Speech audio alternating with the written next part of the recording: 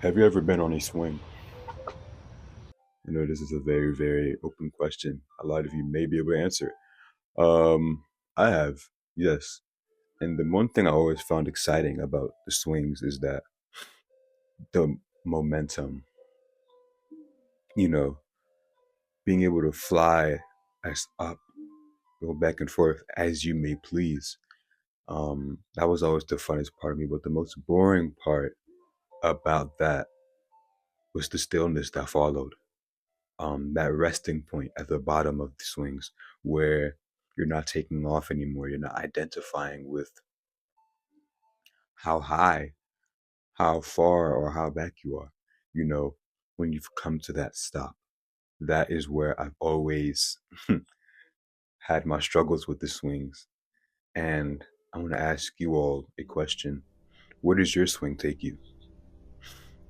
As humans, we have mood swings. And I feel as if we identify with the height of our mood swing or how low our mood swing goes. But I feel like a lot of us don't try to attack that resting point, that point of stillness, um, that point where you can no longer run from the thing that has always been there. That stop, that that point within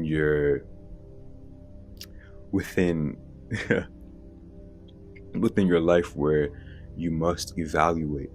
And I feel as if metaphorically and physically, when we're done swinging on those swings, we get up and leave immediately. We don't sit there. We don't try to, debate with, oh, I was high up here for a moment. Maybe if I can just reach there again. We get up and leave immediately. And how many times in our lives have we used our mood swing or swings to identify who we are? Wake up in the morning. Oh, however I wake up in the morning is how I feel for the rest of the day. You know, I'm not gonna say too much. I used to do that. I used to do that. I still do it here and there. That's what makes me human.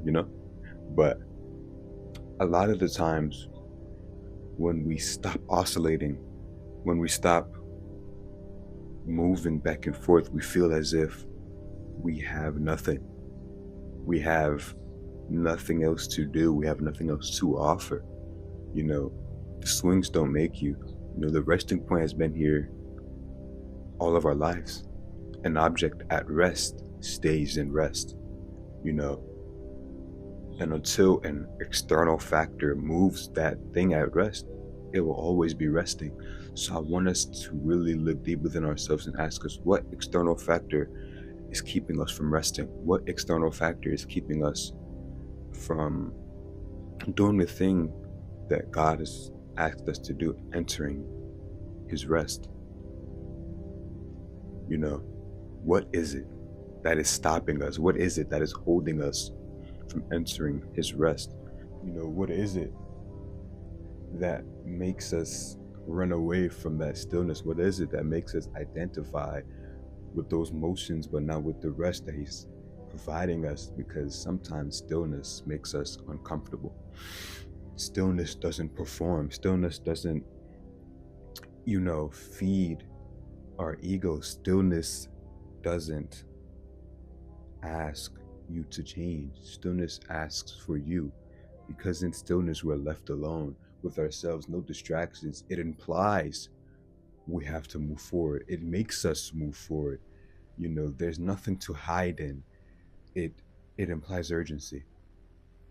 And I think that is one thing that we're afraid of.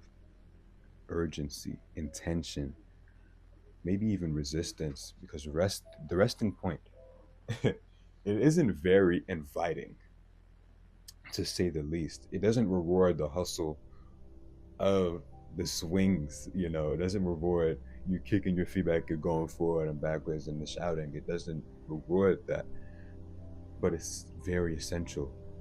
And I feel like we need to gratify ourselves with essentials and stop rewarding ourselves with incentives. um that resting point, I feel for me, is where awareness is born. It's where habits are really examined, and it's where shifts are made through emotion. Well, not through emotion really, but through presence. And I want to ask us one last question. Where does our swing leave us? Because if we never tend to that resting point, if it leaves us disoriented, it leaves us confused, always oscillating, always moving, never landing. So really, the question was really never how high can it take me. The question is, who am I when I'm still? Thank you all for watching. I love you all. Can I do it with the mic in hand? No, I can't. I'm gonna get it now. I can. I'm just not right now. Thank you for watching. Bye bye.